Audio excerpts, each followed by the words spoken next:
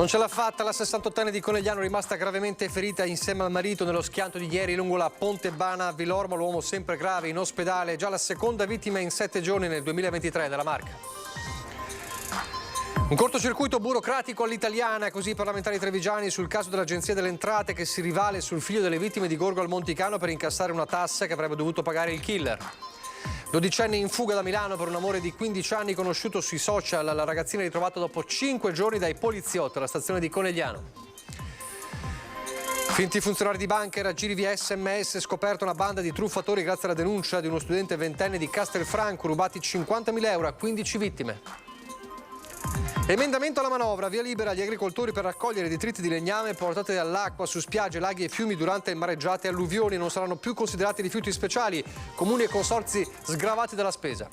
Basta le chiacchiere, le scelte dettate da simpatie personali che hanno rovinato il partito anche nella Marca. L'appello dell'ex senatore Vallardi a chi diventerà segretario del Carroccio in provincia di Treviso. È morta a 104 anni Suor Luisidia Casagrande, trevigiana di Revine Lago, storica caposala del laboratorio analisi di Borgo Trento a Verona. Durante la guerra, con un singolare stratagemma, salvò l'attività della struttura. Telespettatori di Antena 3, buonasera, ben ritrovati. Il telegiornale di Treviso, dunque in primo piano la cronaca, e la cronaca purtroppo ci porta già alla seconda vittima delle strade nella Marca in appena 7 giorni in questo 2023, dopo l'annus horribilis con le 73 vittime nel 2022. Infatti morta la 68enne, rimasta gravemente ferita ieri pomeriggio insieme al marito nel drammatico frontale sulla Ponte Bana a Villorba. L'uomo resta in condizioni molto serie al Cafoncello. Troppo gravi i traumi riportati nello schianto frontale con un carro attrezzi sulla Ponte Bana. Loredana Materlin, 68 anni, di Parè di Conegliano, rimasta gravemente ferita insieme al marito. Marino Barbagini, 71 anni, nel drammatico incidente dell'Epifania a Villorba. È morta nella notte all'ospedale di Treviso, dove era arrivata in condizioni disperate dopo il sinistro. Loredana purtroppo non ce l'ha fatta, questo ci fa porre l'attenzione ancora di più su quanto dobbiamo insistere per la sicurezza delle nostre strade, ma adesso è il momento del cordoglio, dobbiamo stare vicini al marito di Loredana che versa in gravi condizioni in ospedale. Speriamo possa rimettersi al più presto, anche se non cancellerà tutto quello che è successo, ma sicuramente aspettiamo di riabbracciarlo nella nostra città di Conegliano. Intubata sul posto, Loredana Materlin era stata trasportata d'urgenza al Cafoncello. Per lei e il marito fratture multiple. Nella notte le condizioni della pensionata si sono ulteriormente aggravate fino al decesso. È la seconda vittima della strada nella Marca in questa prima settimana del 2023. Le cause della tragica sbandata e dell'invasione di corsia da cui è derivato lo scontro frontale sono al vaglio della Polizia Locale di Villorba e della Procura della Repubblica, che dovrà ora aprire un fascicolo per omicidio stradale. Non è escluso che il 71enne alla guida sia stato colpito da un improvviso malore. Gli esami del sangue potranno forse dire qualcosa in più. La coppia ha un figlio, Davide. Tra i vicini in via Crevada a Parè lo sconcerto e l'incredulità. Mi dispiace, sì, perché erano amici in pratica. Vedi, lavoro qua così, faccio qualche legno. E lui lavora là perché il garage è quello. Parlavo spesso col marito, sì, perché passava più del tempo a lavorare giù in garage, a fare i suoi lavoretti da pensionato. La signora ogni tanto la incrociavo, gli faccio condoglianze alla famiglia e comunque null'altro da dire, sicuramente due bravissime persone. È stata controllata da una pattuglia dei carabinieri mentre nella nottata appena trascorsa stava percorrendo via Sile a Castelfranco Veneto alla guida della propria auto. Alla donna, una 43enne del posto, è stato riscontrato un tasso alcolico 5 volte superiore a quello consentito. Scattata così l'inevitabile denuncia, il ritiro della patente di guida e il sequestro del veicolo. Torniamo a parlare adesso del caso Pellicciardi, un cortocircuito burocratico all'italiana, così i parlamentari trevigiani sulla vicenda che abbiamo raccontato ieri, l'Agenzia delle Entrate che si rivale sul figlio delle vittime del massacro di Gorgo al Monticano per incassare una tassa che avrebbe dovuto pagare il killer. Una vicenda, dice il rappresentante del governo Dimitri Coin, già all'attenzione del governo. Siamo in Italia e bisogna prendere questo con il discorso della burocrazia lenta e questi errori che ancora vengono commessi. Presentare il conto a Daniele Pellicciardi, figlio delle vittime del massacro di Gorgo al Monticano, per la tassa di iscrizione di una sentenza che avrebbe dovuto pagare il condannato per quell'orribile delitto, l'albanese Naim Stafa, è un cortocircuito burocratico che fa saltare sulla sedia i parlamentari trevigiani di ogni schieramento. Umanamente credo sia una cosa assolutamente inaccettabile e giuridicamente una cosa che vada assolutamente corretta. Credo che in questi casi le istituzioni, lo Stato dovrebbero riservare forse più attenzione alle singole storie e in particolare alle storie delle vittime. Se c'è qualcosa che come rappresentanti del territorio, come parlamentari del territorio possiamo fare in questo senso, saremo assolutamente a disposizione. 1.639 euro addebitati a Stafa all'esito della causa per il parziale risarcimento di Pellicciardi, che l'albanese come nullatenente non può pagare e di cui dovrebbe farsi carico il Ministero dell'Economia. Ma quel passaggio è saltato e l'Agenzia delle Entrate si rivale sul figlio della coppia trucidata che sta cercando di fare opposizione alla richiesta. Una stortura a cui va posto rimedio, così come ricorda Coin il mancato risarcimento da parte dell'INAIL ai genitori di Giuliano De Seta, lo studente diciottenne morto in alternanza scuola-lavoro a Noventa di Piave. Queste persone, dopo aver subito uno shock, un trauma, il più pesante possibile come quello della perdita di una persona cara, non possono anche essere vittime della burocrazia o dell'assenza dello Stato. Di nuovo la cronaca, l'indagine è partita dalla denuncia di uno studente ventenne di Castelfranco derubato di 2.000 euro e poi l'indagine dei carabinieri si è allargata scoprendo altre 15 vittime non solo in Veneto ma anche in altre regioni, un totale di 50.000 euro di soldi rubati alle persone truffate, una banda di truffatori campani che si fingevano funzionari di banca. Non la solita truffa online via mail, di più, la banda di frodatori, fingendosi dirigenti della banca di turno, si spingeva oltre, chiamando pure al telefono i truffati per chiedere loro di non accedere al conto corrente online per 24 ore, avendo così il tempo necessario per svuotarlo. Truffatori smascherati grazie alla denuncia di uno studente ventenne di Loria, che dopo aver fornito i codici d'accesso si è ritrovato un ammanco di 2.000 euro.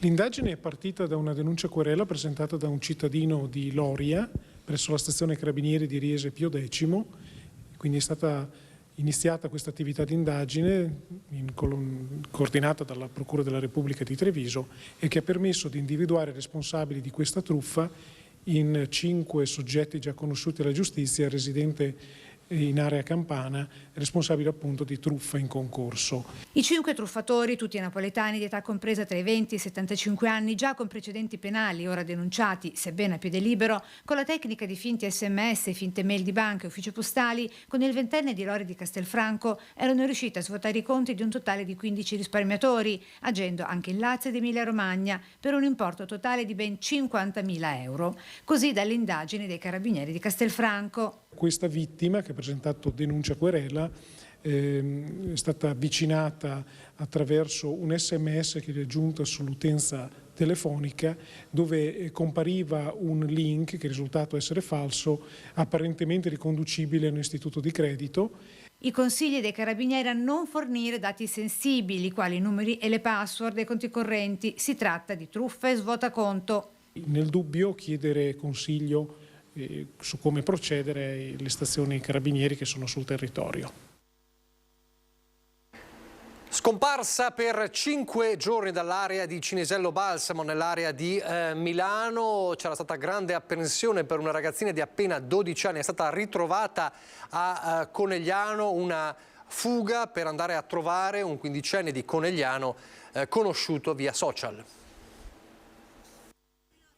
12 anni appena, è già in fuga da casa a Milano per un amore quindicenne conosciuto via chat. Storia fortunatamente a lieto fine per la dodicenne scappata il 2 gennaio da Cinisello Balsamo e ritrovata la sera dell'Epifania a Conegliano, nei pressi della stazione, dopo essere stata riconosciuta dai poliziotti che hanno immediatamente chiamato i familiari. Fino ad allora e per tutti i 5 giorni in cui la figlia minorenne si è eclissata, tenuti completamente in allerta dalla stessa, che non si era mai fatta sentire né per telefono né con un messaggio, lasciando ovviamente mamma e papà nel baratro di ogni incognita, compresa la più nefasta. La ragazzina, riconosciuta dagli agenti, infatti, dopo le foto diramate dai genitori in seguito alla denuncia di scomparsa, è avvistata in mezzo ad un gruppo di minorenni, portata in commissariato in attesa dell'arrivo dei familiari che hanno potuto finalmente riabbracciarla e porre fine alla fuga d'amore. La paura all'alba a Loria per un incendio scoppiato al primo piano dell'abitazione. I vigili del fuoco hanno scongiurato il peggio. L'allarme è stato dato dai vicini di casa perché il proprietario, un quarantenne, non c'era. Una brutta sorpresa per lui in queste ore. Certo, è stato sfiorato da un dramma che poteva costargli la vita, ma dovrà adesso conteggiare i danni del rogo scoppiato poco prima dell'alba al primo piano della sua abitazione in via Crosera a Loria.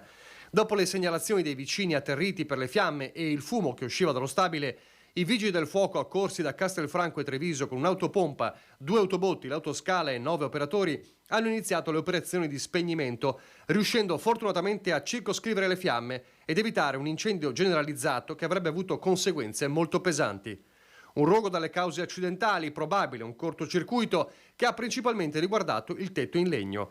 Successivamente sono iniziate le operazioni di bonifica e messa in sicurezza dell'abitazione. Sul posto anche i carabinieri della compagnia di Castelfranco.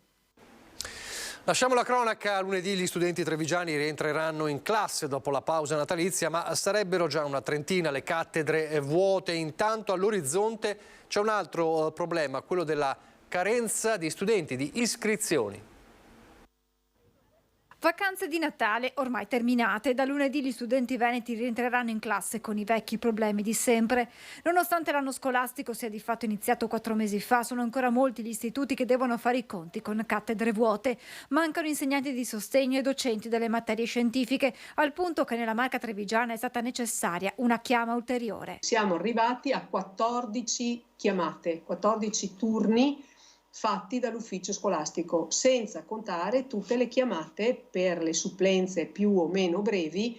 Un problema non certo nuovo che ad ogni anno scolastico si ripropone puntuale. La modalità di reclutamento che l'amministrazione si ostina a voler mantenere soltanto attraverso la procedura concorsuale. La CISL Scuola, insieme alle altre organizzazioni sindacali, sta dicendo ormai da anni che questa modalità non è più sufficiente. A questo si somma un altro fenomeno con il quale si dovrà fare i conti nei prossimi anni ed è quello della crisi demografica. Nelle settimane in cui si procede all'iscrizione dei ragazzi per l'anno scolastico 2023-2024 emerge infatti sempre più il calo di studenti. Questo rende ancora più complicata la formazione di nuove classi, con il rischio che interi plessi scolastici chiudano accorpandosi ad altri. Nella Marca nei prossimi anni potrebbero essere una trentina gli istituti con meno di 900 studenti, numero minimo per l'esistenza della scuola stessa. La sola provincia di Treviso fra l'anno scolastico 21-22 e 22-23 ha perso 1800 alunni, e parlo soltanto della scuola statale. Nasce da qui la richiesta rivolta dalla CISL al ministro dell'istruzione Valditara. Non credo che l'unica risposta che può essere data sia quella del dimensionamento inteso come tagli, e cercare di approfittare di questa situazione, di questa occasione, per dare la miglior offerta e la meglio personalizzata per ciascun alunno. A proposito del governo, c'è un articolo della legge finanziaria voluto fortemente dal Veneto che rivoluzionerà il modo di gestire fiumi, laghi e litorale, rendendo utile ciò che ora è considerato rifiuto speciale. Una norma innovativa. Da tanto tempo chiedevamo un intervento di questo tipo perché sappiamo come sono le condizioni dei nostri fiumi in determinate situazioni, e questo in primis permette di tener punito gli alvei, e questa è la cosa più importante. Secondo, dà la possibilità di creare reddito. Un articolo di legge che in un colpo solo rende più sicuro il nostro sistema idrogeologico, rende utile ciò che viene considerato rifiuto speciale, incentiva l'utilizzo energetico da fonti rinnovabili, creando nuove opportunità economiche. È questo approvato all'interno della legge finanziaria che dà agli agricoltori la facoltà di intervenire su fiumi, laghi, ma anche spiagge per ripulirle dal legname trasportato dalle acque. È una legge molto importante che come Veneto abbiamo caldeggiato perché dà la possibilità a tutti gli imprenditori agricoli di raccogliere legname dai fiumi, dagli alvei, addirittura anche dalle sponde nelle spiagge, quindi nel mare, i residui legnosi che arrivano lo possono prendere, prelevare, lavorare, utilizzarlo per l'autoconsumo o addirittura venderlo facendone, che ne so, cippato piuttosto che pellet. Per certi versi una rivoluzione che coinvolge non solo il mondo agricolo. Questo era un problema per i comuni ma anche per gli operatori balneari, perché molti hanno in concessione le spiagge, quindi diventa un costo anche questa situazione. Tra l'altro lo smaltimento diventa un costo, mentre così lo possono smaltire con l'utilizzo di un imprenditore agricolo che viene a raccogliersi il legname e poi lo riutilizza. Quindi questa secondo noi è una norma innovativa che come Veneto abbiamo caldeggiato, che è stata recepita. Ora si attende il decreto ministeriale che entri un po' nei dettagli della questione. La legge punta soprattutto a proteggere il sistema idrogeologico, scongiurando quindi il pericolo già affrontato in passato, ad esempio che tronchi e sterpaglie fermandosi tra le arcate dei ponti facciano da diga, con notevoli problemi per stabilità e deflusso delle acque. Interventi delicati che per questo devono essere fatti esclusivamente da professionisti della terra. Questa norma nasce appunto dal settore agricolo che l'ha richiesta, in primis la Regione Veneto, ed è appunto legata alla partita IVA agricola, quindi all'azienda agricola, questo per evitare anche che si creino situazioni imbarazzanti dove magari molta gente che non ha neanche professionalità in merito si rechi a raccogliere legname, creando anche un po' di confusione. Il rischio è anche di chiedere l'intervento, che ne so, magari della protezione civile, delle proloco, di volontari che poi sono anche sempre a rischio nel fare questo tipo di mestiere. Invece così l'abbiamo codificata e dato la possibilità anche di creare una rendita economica importante. 7 giorni fa il nostro Lucio Zanato aveva fatto un viaggio tra i distributori, tra le stazioni di servizio. Era il 31, la vigilia dell'aumento delle accise della prima stangata del 2023. C'è tornato oggi dopo una settimana di stangata con prezzi sempre più alti anche per quanto riguarda il gasolio. 7 giorni fa i prezzi che avevamo rilevato erano questi, con relativa coda per il pieno, mentre oggi allo stesso distributore di Strada Ovest a Treviso l'aumento è inesorabile, mentre auto poche con conducenti tra l'irritato e lo sconsolato. Lo accetto l'aumento del gasolio, d'altra parte non posso. Però riesci a vedere le differenze? Ci sono distributori che fanno prezzi ancora un po' più bassi, ecco. Va a cercare, cerca di risparmiare qualcosa oppure? No, tendenzialmente faccio sempre sullo stesso distributore. In genere sono le pompe bianche ad essere più convenienti, almeno stando ai prezzi di quest'altro distributore con il famoso cane a 6 zampe. Qui siamo ancora sotto i 2 euro e quindi la clientela si lamenta un attimino, però dopo se ne fa una ragione. Ritornare ancora alla benzina a questo prezzo è... Sicuramente c'è da fare qualcosa per migliorare questa situazione. Più arrabbiato o più rassegnato? Ma arrabbiato, rassegnato per forza, ci tocca rassegnarci, ma sono più arrabbiato, ecco. Con scontentezza e rassegnazione c'è però chi coltiva anche una speranza. Sono contento comunque, speriamo che col futuro ci abbassano prezzi. Che comunque saranno sempre più alti in autostrada, dove sono in prevalenza gli stranieri a fare il pieno, come qui a Vittorio Veneto sulla A27. Da dove vieni? Canadese. What do you think about the price of the gasoline? È più costoso rispetto al Canada, ma è più economico di quanto lo fosse quest'estate in Norvegia. In realtà anche qui davvero pochi quelli che si fermano, considerando che rispetto al distributore di Strada Ovest del 2022 qui i centesimi in più per litro di gasolio sono 44. La gente reagisce male perché però gli aumenti ci sono, bisogna convivere con quelli. Poi lei ha anche molti stranieri che vengono a fare benzina, anche. Cosa dicono? Che costa tanto. E poi c'è la flat tax e secondo uno studio della CGIA di Mestre gli autonomi continuano a pagare più tasse dei dipendenti anche con la flat tax a 85.000 euro. I lavoratori autonomi continueranno a pagare più tasse dei lavoratori dipendenti anche con l'innalzamento della flat tax fino a 85.000 euro di fatturato. Lo sostiene uno studio della CGIA di Mestre, secondo il quale solo nella fascia di reddito tra i 60 e i 65.000 euro le partite che si avvalgono della cosiddetta tassa piatta pagheranno meno. La nuova flat tax avvantaggerà solo pochissimi lavoratori autonomi e con un costo annuo per le casse dello Stato molto contenuto.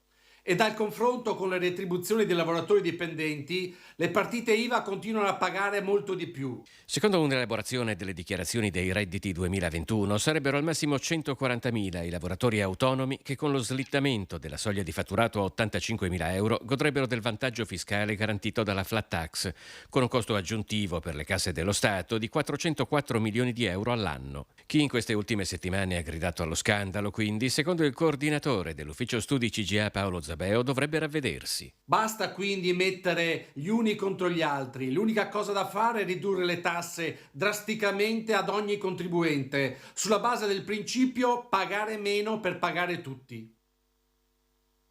Dall'economia alla politica, basta chiacchiere, personalismi e simpatie che hanno rovinato il partito anche qui nella Marca e rimettere subito al centro i temi del Nord. È l'appello dell'ex senatore leghista Giampaolo Vallardi a chi fra i 4 candidati previsti diventerà segretario del Carroccio in provincia di Treviso, attesa per l'ufficialità della data del congresso. Io ero uno di quelli che facevano i banchetti per la Venezia-Monaco, no? E adesso vedere che uno dei temi principali diventa il ponte sullo stretto del Messina, un attimo di disagio da leghista, questo è forte, è sintomatico, ma come me tantissimi. 10 anni a Palazzo Madama, presidente della Commissione Agricoltura, fiero di essere stato il parlamentare veneto con più presenze in Senato, diceva all'indomani della sua per molti clamorosa esclusione dalla candidatura alle elezioni del 2022. Giampaolo Vallardi, di motivi di malumore nei confronti dei vertici della Lega, ne ha più di uno da tempo. Ma non è la sua corsa mancata a irritarlo di più, quanto l'atteggiamento del Carroccio romano, lo stesso finito nel mirino delle proteste degli ultimi mesi, anche e soprattutto dal Veneto e dalla Marca, e che i militanti sperano di vedere cambiato, almeno territorialmente, con i congressi. A Treviso si attende la data ufficiale per fine gennaio. Ancora non sappiamo nulla, dice Vallardi, che chiede comunque un cambio di rotta. Da militante voterò chi ha il programma che sostiene le tesi del Nord. In questo momento vedo un partito che è troppo sbilanciato al centro-sud, i temi vecchi, cari vecchi temi del Nord sono un po' lasciati, devo dire anche in disparte, a parte l'autonomia. 4 candidati, da Luciano Dussin, per molti il favorito, all'onorevole Dimitri Coin, da Riccardo Barbisana a Giuseppe Paolin, un partito diviso in 4. Vallardi non ha ancora deciso con chi si schiererà, ma l'appello al futuro vincitore è chiaro. L'importante è che non si faccia condizionare dalle chiacchiere, non si faccia condizionare dalle simpatie, cosa che, lo dico ma senza polemica, ma è la realtà, è successo in questi ultimi anni, che ci ha portato inevitabilmente poi a quella perdita di consenso che qualcuno dice è solo nella testa di alcuni, ma invece secondo me è reale, quei risultati disastrosi che hanno visto un partito che alle europee era il 49,9% e che adesso viaggia a valori, insomma, che abbiamo visto alle recenti elezioni, che sono anche imbarazzanti. Cambiamo argomento, continua in queste ore il cordoglio anche in Veneto per la morte di Gianluca Vialli. C'è anche il ricordo di Patrizia Benini, direttrice dell'Istituto Oncologico del Veneto, che dice la sua forza nella lotta alla malattia è stata un esempio. Al di là della fede calcistica di chiunque, Gianluca Vialli è stato un simbolo del bel calcio italiano, il mito di generazioni di ragazze. Nell'ultima fase della sua vita, uno dei principali artefici della vittoria agli europei degli azzurri nell'estate del 2021. La morte di Vialli a 58 anni, dopo 5 anni di lotta al cancro, ha colpito particolarmente l'opinione pubblica, proprio perché la sua stoffa da campione si è vista anche al di fuori dal campo di calcio nell'affrontare con forza e tenacia la malattia che si era insediata nel suo corpo nel 2019. 2017. Un tumore al pancreas, l'ospite indesiderato l'aveva più volte definito. Ieri, a poche ore dall'annuncio della sua morte, l'ha voluto ricordare anche Patrizia Benini, direttore generale dell'Istituto Oncologico Veneto, che nel salutare il calciatore ha ricordato una frase pronunciata da Vialli parlando della sua malattia. Ai ricercatori dico: forza e coraggio ragazzi, buon lavoro, abbiamo bisogno di voi. Per Benini un monito che va ascoltato. Credo che la morte di Vialli abbia colpito, al di là ovviamente della conoscenza del grande calciatore, ma credo che in lui va riconosciuto un grande uomo, un grande paziente e una persona che è stata da simbolo anche in questo campo, che è quello della patologia, che è quello dello stimolo alla ricerca, e credo che questo è un grande messaggio che lui ha dato, di sperare fino in fondo, da una parte come paziente e dall'altra parte di stimolare il sistema, i ricercatori agli sforzi massimi per poter ovviamente guarire o far sì che le persone neanche si ammalino. Si è spenta a 104 anni Suor Luisidia Casagrande, trevigiana di Revine Lago, storica caposala del laboratorio analisi dell'ospedale Borgo Trento di Verona. Durante la guerra, con un singolare stratagemma, salvò l'attività della struttura. Un finto funerale, 4 bare vuote, molta faccia tosta e un gran coraggio. Così, 80 anni fa, Suor Luisidia Casagrande ingannò i tedeschi e salvò il laboratorio analisi dell'ospedale Borgo Trento di Verona. Perché in quelle bare non c'era alcuna salma, ma il materiale sanitario indispensabile per il funzionamento delle analisi. Era il 1943. Gli ufficiali non controllarono e così, quando i soldati abbandonarono l'ospedale, che era stato trasformato in struttura militare, il laboratorio non perse nemmeno un giorno di attività a favore della popolazione provata dalla guerra. Suor Luisidia, per tutti l'INA, trevigiana di Revine Lago e per 68 anni caposala del laboratorio analisi di Borgo Trento, spentasi in queste ore a 104 anni, era così. Caparbia, decisa, sempre durante la guerra aveva ottenuto la liberazione dell'allora primario del laboratorio analisi, che era stato deportato dai tedeschi. Era entrata nella struttura nel 1939, fresca del diploma di infermiera professionale, partita dalla Marca per prendere i voti a Verona. Per decenni una guida. Tra i tanti riconoscimenti, nel 2007 l'onorificenza di Cavaliere dell'Ordine al Merito della Repubblica direttamente dalle mani di Giorgio Napolitano. La provetta che arriva al laboratorio in realtà è una persona che attende con ansia una risposta sulla propria salute e quindi sulla propria vita, disse anni fa. Perciò, concluse, ho sempre considerato il sangue e i poveri campioni simbolo intero dell'uomo malato. Una mostra a sfondo solidale ai carraresi promossa dalla Fondazione Cassamarca. Fino al 29 gennaio esposta a favore della Lilt decine di scatti del fotografo di moda Gaetano Mansi. Volti e anime immortalati negli scatti di uno dei principali fotografi di moda italiani, Gaetano Mansi, in mostra H dei Carraresi a Treviso fino al 29 gennaio. Foto recenti, foto del passato, paesaggi urbani o selvaggi che lui descrive con alle spalle quella che non nasconde essere, nella sua apparente semplicità, l'immagine che predilige. La ragazza ripresa in questa foto si chiama Bettina Giovannini, adesso è un'attrice di successo. E io ho fotografato Bettina per 40 anni, più o meno come faceva Andrea De Lienis con Marilyn Monroe. L'ultimo servizio l'abbiamo fatto 2 anni fa, è sempre bella come sempre e non vuol dire, si può dire che la moda non ha età. Adesso l'ultima tendenza della moda è riprendere persone anche che non hanno più limite né di taglia né di età né di rughe, e Bettina è il perfetto testimonial di questo cambiamento della fotografia, fortunatamente. Sono cambiati i soggetti, è cambiato il modo di ritrarli. Apparecchi digitali e computer permettono oggi di migliorare, ammesso e non concesso che sia così, la realtà. Mentre Mansi ha sempre scelto un'altra strada. La mia poetica è quella di fare delle foto che non sono manipolate, nel senso che molte di queste foto sono scattate in analogico su pellicola e il ritocco che eventualmente si fa dopo è puramente cosmetico, ma per tutto il resto io adoro fare delle foto vere. La luce, le ambientazioni, gli strumenti per catturare l'istante di bellezza che ciascuno possiede nel proprio sguardo, dice, e che nelle foto di moda racconta di se stessi senza filtri, al contrario di quello che si potrebbe pensare. Dicono esattamente quello che sono, non possono mentire perché non hanno niente di nascosto. Secondo me rappresentano le persone per quello che sono. Mostra con finalità benefiche, con un'offerta libera a partire da 50 euro, è possibile fare propria una delle foto esposte e per volontà di Fondazione Cassamarca e di Mansi il ricavato sarà destinato alla Lilt.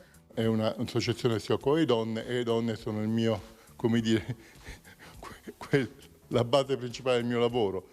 Faccio anche foto da uomo, ma stranamente mi riescono abbastanza peggio. Lo avevamo raccontato alla vigilia dell'Epifania, allora vediamo com'è andata a Bessica di Loria con la calza da record. Una Befana da record, o quasi, scende dal campanile di Bessica di Loria per portare dolcetti e caramelle ai bambini del paese, assieme a una calza lunga 80 metri che punta a entrare nel Guinness dei primati. Nel pomeriggio del giorno dell'Epifania è stata finalmente srotolata la maxi calza preparata dalla rossanese Alessia Peron in quasi 2 mesi di lavoro quotidiano. Una calzetta, si fa per dire, talmente lunga che una volta raggiunto il sagrato ai piedi della torre campanaria ha proseguito il suo cammino per decine di metri tra 2 ali di folla festante. Poi la Befana stessa ha voluto misurarne lunghezza e contenuto, calandosi dal campanile prima di distribuire a grandi e piccoli un bel po' di caramelle. Per il primato manca ancora qualche metro, ma gli organizzatori dell'iniziativa promettono che l'anno prossimo la maxi calza di Bessica sarà lunga abbastanza per guardare tutti dall'alto, letteralmente. Adesso andiamo nel Bellunese.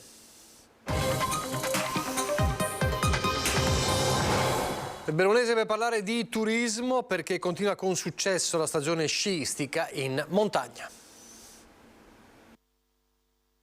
L'Epifania non si porta via la stagione sciistica, nonostante le giornate con temperature nettamente superiori alla media che hanno portato alla chiusura di alcune piste. Da Cortina alla Marmolada, da Faichiale ad Alleghe, sugli impianti di risalita la gente non manca. Quest'anno la neve è arrivata al momento giusto e diciamo il fatto che è arrivata la neve invoglia tutti a venire a sciare. Questo dimostra la volontà e la voglia di praticare lo sci dopo 2 anni di crisi Covid. Una stagione che fa quindi sperare possa proseguire fino a Pasqua, magari con nuove precipitazioni. E a beneficiarne sono non solo i comuni dove ci sono gli impianti di risalita, ma anche quelli che offrono strutture alberghiere preziose e necessarie per ospitare sciatori che per le piste delle Dolomiti arrivano da tutto il mondo. C'è un movimento, pur non avendo noi piste da sci in loco, c'è un movimento perché Pieve di Cadore comunque rappresenta un punto di riferimento anche per le località dove ci sono le piste. Quindi dal punto di vista alberghiero, dal punto di vista turistico si aspetta una buona stagione? Sì, credo proprio di sì, Anche l'ultima nevicata di sicuro ha alimentato, ha oleato il volano di promozione turistica che interessa anche un centro come Pieve di Cadore. Poi ci sono anche gli incidenti sugli sci, 2 ad Arabba in queste ore. Nel primo un 76enne turista tedesco al momento di scendere dalla seggiovia è caduto e si è procurato con la punta dello sci una profonda ferita alla coscia con una grande perdita di sangue. L'immediato intervento di agenti di polizia del distaccamento di sicurezza e soccorso di Arabba ha permesso di tamponare la ferita. È arrivato l'elicottero del SUEM e il ferito è stato trasportato all'ospedale San Martino di Belluno. Il secondo caso ha impegnato la polizia sulla pista Ornella Porta Vescovo. Un uomo ha riportato la frattura di femore e bacino. Anche in questo caso è intervenuto l'elicottero.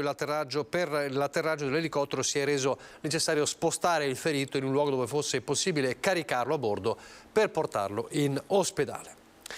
Un lutto che colpisce Agordo. È mancato Renzo Gavaz, sindaco della cittadina montana dal 2004 al 2014, una figura importante per la montagna bellunese, una persona semplice, schietta, un amministratore che ha saputo mettersi a disposizione della comunità in spirito di servizio.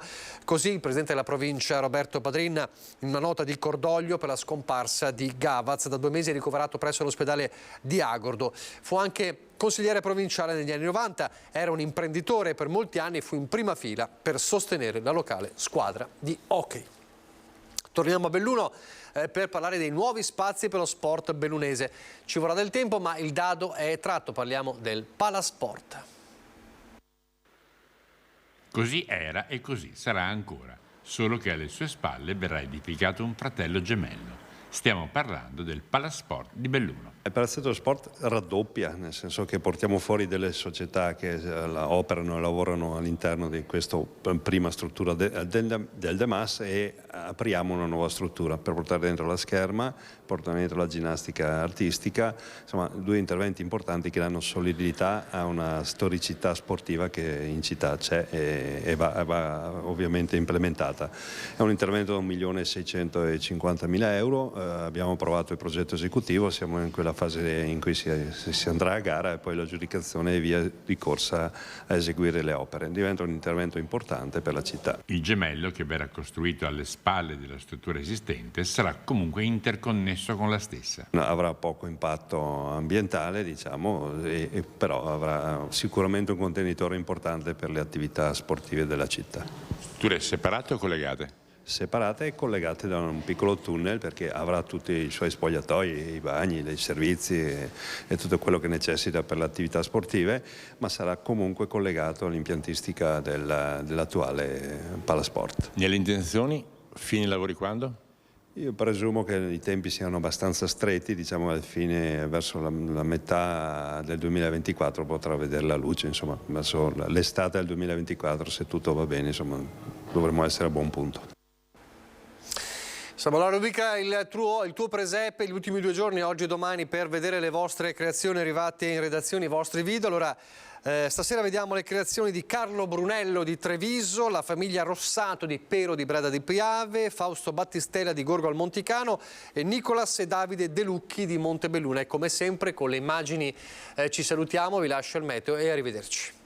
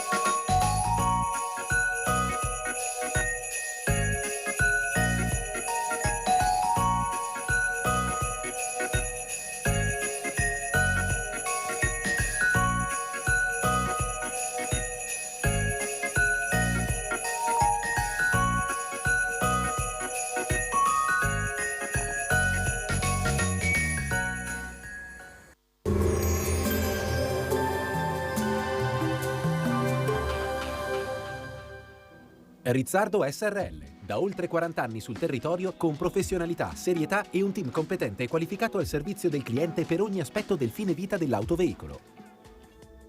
Bentrovati al meteo. Netto cambio di scenario, alta pressione scalzata da un flusso umido atlantico, tempo dunque in peggioramento. Vediamo il dettaglio di domenica 8 gennaio. Sul Veneto cielo molto nuvoloso e coperto sin dal mattino. Probabili precipitazioni da sparse a diffuse. Localmente potranno essere anche di forte intensità. Limite della neve in calo fino a 1200 metri sulle prealpi e attorno ai 1000 metri sulle Dolomiti. Temperature ancora invariate, minime tra 3 e 7 gradi, massime invece tra i 6 e i 10 gradi all'incirca. Spostiamoci ora sul Friuli Venezia Giulia, dove di fatto avremo poche novità. Anche qui cielo coperto e dal pomeriggio avremo piogge diffuse, in genere moderate, più probabilmente abbondanti verso la fascia prealpina. Temperature stazionarie, minime tra 6 e 8 gradi, massime sui 7-11 gradi. Infine diamo uno sguardo al Trentino Alto Adige, anche qui la copertura nuvolosa tenderà ad aumentare e saranno possibili delle precipitazioni nevose oltre i 700 metri di quota. Temperature minime intorno ai 3 gradi, massime sui 6-8 all'incirca. Dal meteo per ora è tutto, vi auguro un buon proseguimento in nostra compagnia.